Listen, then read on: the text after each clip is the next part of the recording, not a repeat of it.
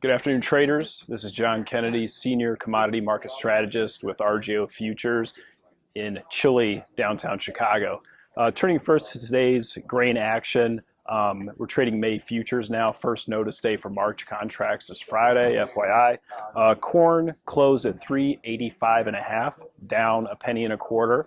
Soybeans closed at 10.18 and a quarter, up 16 and 3/4 cents. And wheat closed at 5.03 even, down 1 penny.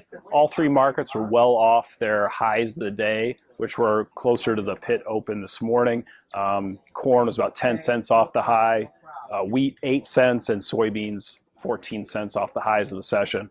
Quickly turning to yesterday's export inspections, corn and wheat were above expectations at 34.5 and 18.4 million bushels respectively. Soybeans came in slightly on the lower end of expectations at 35.3 million bushels.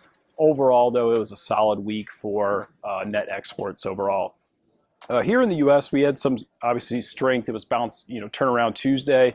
Firm domestic soybean meal demand obviously supported the soybean market today, even though it weakened into the close. We've been having some extreme cold temperatures that may have had some winter kill issues with the wheat crop here in the Midwest. Keep in mind, beginning next week, there's a chance for some significant snow in the Midwest and Plain states, which could give some protection and much needed moisture down the road when we get into the spring season.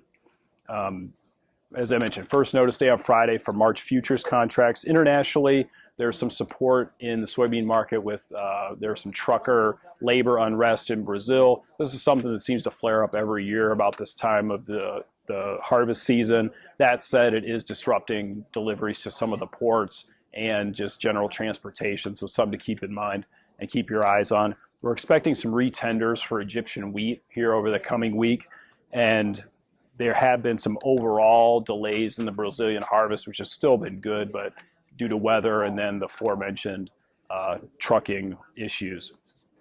Also, there's going to be a return of some wet weather patterns in northwest Brazil next week. Secondly, tomorrow China is back in the market after celebrating the Lunar New Year. That could obviously prompt some buying in the markets, but usually those Chinese buyers are going to wait till the markets pull back before they get in there and put in new orders. So keep those issues in mind. Until the next time we speak, good trading. This is John Kennedy in Chicago. Futures and options on futures may involve substantial risk and may not be suitable for all investors.